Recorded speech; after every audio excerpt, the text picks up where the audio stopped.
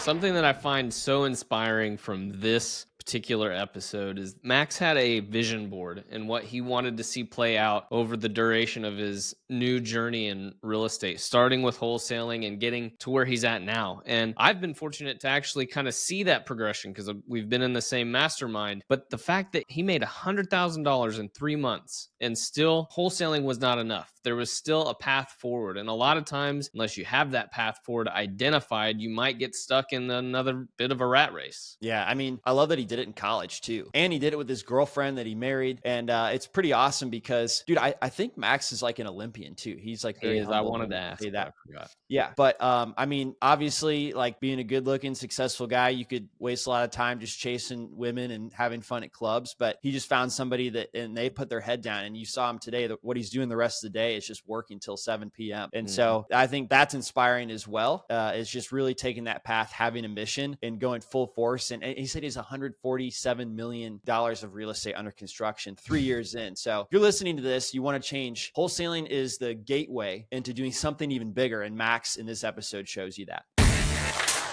Max, how much did you make on your first wholesale deal? $25,000. It's pretty good. I mean, especially for a beginner. How'd you do that? How'd you do that without having any experience specifically? Well, ultimately, long story short, we started wholesaling back in college with no experience, no connections, and literally no money. My wife and I, we just got married probably 6 months before we did our first wholesale deal. And it was right around COVID. So I was still, as an international student before I got to be a US citizen, I wasn't able to actually make any income. So I was kind of subject to just being a student. COVID happened. Nothing was going on anymore back in Oregon where I went to school. My wife, she was working as a server while being a student, but ultimately while COVID came, restaurants are shutting down. So we did not make any money for a few months. So eventually we had $76 to our name and we had to figure something out. And again, there was no solution in terms of me just going and getting a job because that was not legal. I had to do some sort of entrepreneurship. Plus in Oregon at that time, nothing was open. It was just completely frozen. So we had to kind of improvise and, we started looking into YouTube and came across the wholesaling idea, and then eventually, looked more and more into it and just jumped into the water and learned how to swim. We had no idea what we were doing. I think we just got lucky. We sent out probably 450, 460 letters was our first batch. That was all we had. We hand wrote all these letters too because we had no money for like a mailing house. And then we got some, calls that came back. We negotiated, and the first deal was $25,000. It flew off the shell, within a few hours. I guess we just underpriced it. We had no idea how to even value properties at that point. But for us, it was just more of a relief because when you come for nothing, 25 grand was huge. So that really meant for us, okay, now we have money for rent for the next 2 months, and we used everything else to basically reinvest into the business and further education, and of course, in more mailings to continue doing these kind of deals. Wow. So what did you do with that $76 to market for this first property that you got? No, so we had 76 cash in our bank. We used actually our credit card to buy the leads. We had no cash, so we temporarily bridged the gap with the credit card to then buy, the skip tracing data, and then buy the stamps at the Office Depot so we could print out and handwrite our letters and send it out. So it was, on Excel sheets. There was nothing fancy back then. We just started with nothing. And, first deal was 25. Then we had another one for like 7,500. It closed shortly after. And that was it with that mailing batch. And then we started obviously a bigger batch. It was like 2,000 or 3,000 mailers that we sent out. We used some of these profits. And that really kickstarted us. Within 3 months, then we've made over $100,000 in net profits. So my birthday, we started January 7th. Is when we started our business. And my birthday was March 12th. And over that time frame, we've made 100 grand in income while being in college from wholesaling. So that was pretty significant for us because that was that kind of feeling I needed internally to understand, okay, I got to focus on this because I can make more money here than continue going to school and hope to get a 60, 70 grand salary job and I'm done. So for me, it was like, if I can make more than 70 grand in 1 year, I'll put all my eggs in one basket. And I made it in 3 months and I was like, holy shit.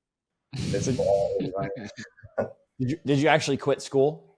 No, I continued school, but I was just kind of like fading in the back there, working while the teacher was telling me something. COVID ultimately, it was all online. So what I initially did is I hired a VA to do my homework, and my schoolwork so I could work. Because like when COVID hit, everything was remote, right? So cheating was totally doable. And then my last year, obviously, I stuck to school because I was a student athlete, so I was still competing. That was the only reason why I stayed as a student, to compete and then stay within the track and field facilities there. But otherwise, I would have quit. But no, I just didn't go in with any like focus of like getting A's and whatnot, because I knew at the end of the day it doesn't matter. I never even picked up my resume from the school, so I don't even know where it's at. Going back to that first house, what type of house would you say it was? Was it kind of run down? No, our first actual deal was a vacant land. We did a lot of land deals. Initially when COVID came, we understood that the real estate market was extremely competitive, especially houses. So we looked into new builds, because the way we operated is we just looked into migration movements, where people moving into, where's a shortage of housing. And we went and actually just attacked property owners, because we realized, one, they're not as emotional attached to a land than they are to a house. And then two, they probably also don't know how to value it. So if you kind of get a good margin there, you can sell the land to somebody who needs property to build, because there's no active inventory accessible. So we did a lot of these land wholesales to either new buyers or to developers themselves. Got it. So what leads did you buy to find those actually? Where did you go to find those leads? Our first batch was PropStream. Okay. Basically went on PropStream. I'm not really sure what filter we used. I believe there's some sort of a filter where you go into like the square footage of the house is less than 0 or something, and ultimately it takes like all the houses away, so you just get the vacant land pieces. It wasn't perfect, but we kind of also like looked already, in the market, so we saw there was a lot of new construction happening on Zillow. You could look at how many new constructions are out there for sale and sold, so we kind of knew the area, so we circled the area. And in those areas, then we did those filters to get away from all the houses, and then just send out campaigns to the vacant parcels. Got it. And then you said it flew off the shelf. So where did you market it once you had it under contract? We did a Facebook Marketplace and Craigslist. Got it. So you hadn't bought the property yet. You just had it under contract. That allowed you to then market it because you had that interest in the property. How many deals wholesaling did you do before you stopped? 165. Okay. That's a pretty good number. Yeah. And then why did you stop? A good question. I mean, everyone has their own preference, right? I never really enjoyed wholesaling. In my opinion, to build a wholesale business at scale, it is not as easy as it sounds, right? You have to have the acquisition people. You have to you need to be extremely good in processes. That's what I've learned over time. Is it's not just getting the data and being lucky. If you really want to scale this, because you have to spend the money up front to buy your data, to send out campaigns.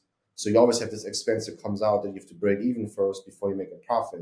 In order to make a profit, obviously, you need to have great acquisition people there that really understand how to underwrite, that can negotiate, that can set expectations.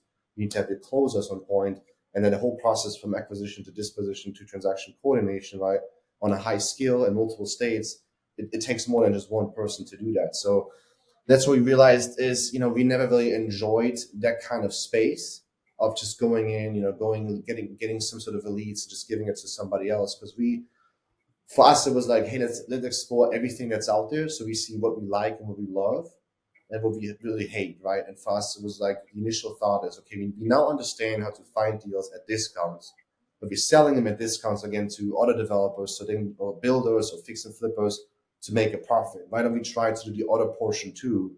And that's kind of like how we transitioned then towards the end of college. And then last year we transitioned into like, we keep our acquisition department alive, but we move it into a fix and flip division where we actually find our own deals so we can margin on both sides. And that we did for a while at high scale too. And then we realized quickly that there's a lot of complexity to that as well, because once you start, having the wholesale side, but then you're also doing like 5 or 10 flips on a monthly basis, it just gets extremely complicated. And quite frankly, for us, there was money to be made. And if you really focus on that, you can make a lot of money. There's no question asked. It was just never really our true passion. Like when we first started real estate and we first sold the vacant land to a developer, we were so fascinated by development, right? Going from ground up, building something brand new. And it was always our long-term goal. It was on a vision board that in the future, somehow we'll work our steps through, buying existing properties, fixing up and doing all that, to eventually getting to a point where we do ground up construction. And now this is kind of like what we did. We kind of learned everything along the way, from fix and flips, buying rentals, we did short-term rentals, we did multifamily syndications, to really understand everything, to then realize, we love new construction. And that's kind of like a transition, which is really going back to our initial business models, finding vacant land in the right location with the right zoning. And then we just take it and build what we envision on it and sell it, to an end buyer. Yeah. And right now you said you've completely switched over to building new construction, right? You said you had like what, 127 million dollars worth of homes under construction? 47 million on the construction. Yeah. So we have a full construction business now. We have our own GC license, so we are developer and builder. We have both entities, and then ultimately we have 25 employees right now, from permitting all the way to disposition. So we have our own disposition team, we have our own design team, our own trades, our subcontractors that do all the trades on site. And it's pretty much all we do. We don't do anything else. I don't look at anything else anymore. It's just focused on high value, prime location, new development, right? In downtown St. Pete, Sarasota, and Tampa. So, and that all hinges on finding a good deal, right? On the land. Yes. And so are you still finding that yourself? I do. Yes. Ultimately, what I've learned is once you switch from going to try to find a buyer to being a buyer, you're being a lot more specific in what you buy.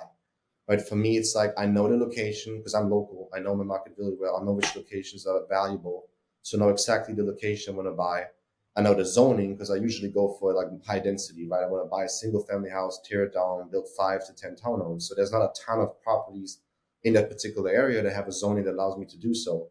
So, with those criteria already, you kind of reducing your list crazy, right? There's maybe like a handful of leads left. And then you look into your leads and see, well, which of those leads are even possible to be purchased, right? If somebody bought something in the last 2 years, well, they're not going to sell it to you, or if it's owned by an investment company. So you're looking for individually owned, more than 5 years, ideally out of state, that has the location, the zoning that you need in order to do what you're trying to propose to develop, right? So now, with that being said, I send out probably like 20 letters in one mailing batch, and that's really all I want. But I work these leads over and over and over and over and over again until I get eventually a property that I need, right? And then on the flip side too, it's just I can offer so much more money, more than any fix and flip or wholesale I can ever offer, because I'm going as an end buyer, and I get the value through the entitlement and through the construction. Because as an example, there was one property that we bought from an old lady. She had some offers at $270,000 from I guess fix and flippers or wholesalers, and I went in there and I told her she gets $470,000, right? Which is, I could have offered $280 or whatever, but I knew the property's worth as is $800,000. I just need to make a few tweaks and I can sell it pretty much for $800,000 right away. But I also knew even at $480,000, we're making like $1.4 million under construction. So I was sitting down with her and said, like, how much money do you need for the rest of your life to survive? Because she was going into a senior house. So she was sitting down with her son and they did the math for the next 5 years. She need $480,000. So I gave it $480,000 because I knew I did the right thing. But, with these kind of discussions, when you are the buyer and you understand what you're buying, it's a lot different for me, because every time I find something that I want, 90% of the time I get the deal because I can offer a lot more money for it. And they already know, like, okay, this guy's going to build on it. We offer them partnerships, we offer them equity participation, but we're really direct. We don't go in with these like contracts. We might assign it. If you're looking for a buyer, we tell them straight up, we're going to build it. This is what we're going to do on it. This is how much we can give you. Let's talk about it. And that usually just makes the conversation a lot easier. So I still do my own acquisition, because that's really, the gold nugget for a business is finding the right location, the right parcel, and being extremely specific about what we buy and what we build on, and then understanding what product of ours matches that location to maximize our return. Now, you said earlier that fix and flipping was kind of just a lot going on and it was not ideal, but isn't building new construction even more involved than that? To a degree, right? But fix and flip, you kind of like, you do it yourself too, right? The nastier the house is, the worse the condition, the more money you make. So you consistently confronted with all these, you already buy a floor plan in a way, and then you try to somehow figure out to make this livable, and you have to deal with all the bullshit versus just going in, tearing it down, and then building something from scratch that everyone understands. There's, construction drawings, there's structural, there's MEP, everything is in alignment, and you build it like a Lego box. You understand what needs to be done versus trying to go in and use your magic wand and try to figure out, how to deal with all the stuff that somebody 80 years ago built, and now it's in terrible condition. So yes and no, right? There's the same complexity, obviously. There's more complexity because you also have to build the shell, the foundation, all that. But then on the other side, it's also a lot easier because you're just kind of controlling everything from the foundation to the finishes. Got it. Okay. So it's more streamline oriented, right? Where in a way, like on our single family, as an example, we have 5 different products. So we buy land based on the product. So we already have the plans ready. And for us, it's just like we already know what to do, who has to go in there, what stuff we have to order. It is really streamline oriented because it's always the same thing, right? And same if you do like a townhome subdivision, you have 22 townhomes right now in Sarasota. It's 22 times exactly the same box, the same finishes. So it's so much easier and scale to manage that and to capitalize that. But the flip side, and that's just in our market at least, is there's so much more money on construction than there is in fix and flip. And it takes a similar amount of effort and risk to my understanding. That why wouldn't I go with more money? In my opinion, there's less risk in construction because in our market specifically, and that's also a reason why we kind of switched from fix and flip into construction is because interest rates went up. And the only buyer that we see right now, not the only, but I'd say 90% of the buyers in the Tampa Bay market are out-of-state people relocating. And, a lot of these people, first of all, come from states with a lot of money, in the Northeast or the West Coast. So necessarily for them buying $1 million house, it's not crazy. They're already used to much different numbers. Number 2 is everyone who comes from out of state is scared of hurricanes. So why would I spend $1 million on some 1920 Florida built 8-foot ceiling house with no garage if I can spend 1.4 on a 3-story new construction block with stormwater retention system, impact windows, and it's up to code? My insurance is going to be a third on the new build anyways than it is on the existing house. So like this is where new construction is so demanded here for insurance reasons, obviously for appeal reasons and location reasons, right? So this is where we saw that switch. It's like, okay, our fix and flip, our $450,000 house is sitting on the market literally 60 days and we barely getting offers because now these people are impacted by interest rates. We just literally put a $2.5 million pre-construction house on the market yesterday. We got 7 cash offers. Wow, and that's awesome. We signed it and sold it because like these guys don't care. They buy cash. They sold their $5 million house up north. So that's kind of what we've seen here, and this is how we've shifted with this market because rates and whatever has happened. If the market would have stayed consistent, we probably would have stayed to fix and flips to some degree because it is a quick in and out. It's a 3-month process because construction obviously takes much longer until you really gain. But you make also a lot more money per unit than you do in any fix and flip. That's awesome. Hey, man. I'm curious, how long from the time that you started wholesaling to now, what's the timeline that took you to get from wholesaling vacant lots to where you are today? 3 years. We've been in business for 3.5 years. I guess October this year is our 4th year anniversary, October 19th. And so in your first 3 months in wholesaling, you said you got over $100,000 really quickly. Is what you're obviously what you're doing now is more lucrative, but is the cash conversion cycle, is that something that you can say, man, in 3 months, I'm still doing more than I was doing? Because to me, I'm like, I would only want to make that move if it was an improvement. The reason why I made this move too is because now you have a pipeline, right? I literally have a pipeline. I know we have $147 million worth of real estate selling in the next 2 years. Versus fix and flips or wholesales, you're consistently hunting. You shoot something, you eat it, and you don't know what's going on, right? Yeah. So that's the one thing I didn't like why we started is because I was always this chase. Like, what if this was our last year? Mm-hmm. So yes, that's kind of like it's more releasing for me because now these projects take obviously a time. If some of these projects will not be done over the next 24 months, so you're really filling the pipeline. And then right now I'm already buying 2027 deals where I'm making money in 2027. Yeah. On the cash side of things, because that was tricky. This is a really good point because you're not really assigning something, you're not selling something, so you're making no money, right? But then you have 25 employees, you got to pay them somehow. So because we then eventually decided to bring the construction actually in-house to have full control of obviously the whole construction side, but also of the price points. Because now if I would go and hire a GC to build for me and they charge me $220 a foot, but I can do it for $160. Now I can go into the bank and say I'll do it for $200 in an arbitrage, $40 a foot. Every time I draw, I essentially make money for me to pay for my operations, right? So the business right now is more run of like, we draw whatever we need to pay everyone and to operate, but the profit comes at the end, when we sell, and the profit is obviously only for the owner. It doesn't really get trickled down to the employees. So it's a different business model. You don't have this like crazy cash flow every single month.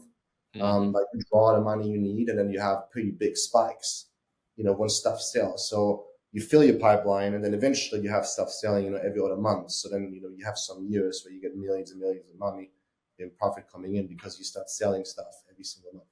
Yeah. So the cash conversion cycle is definitely not as fast, but it's quite a bit more. And you could say like you've really built it up so that that income's coming in over the next 2 years for sure. And any other things that you're quote unquote shooting is just going to add on to that. Yeah, what you can do, we've done the first few deals we've done this way. Now I'm not doing it anymore because we don't need to, but you can also sell the property to yourself to make money, right? So ultimately, one deal we got, as an example, we got it under contract with our acquisition company. Then we worked on the entitlements, so basically working with the architect and civil engineer to get plans approved. But that significantly increased the value of the property because now we went from an as-is land to an entitled piece of property. So then when we got to the appraisal to get our construction loan, now the land was worth $1 million, but we had it on a contract for $480.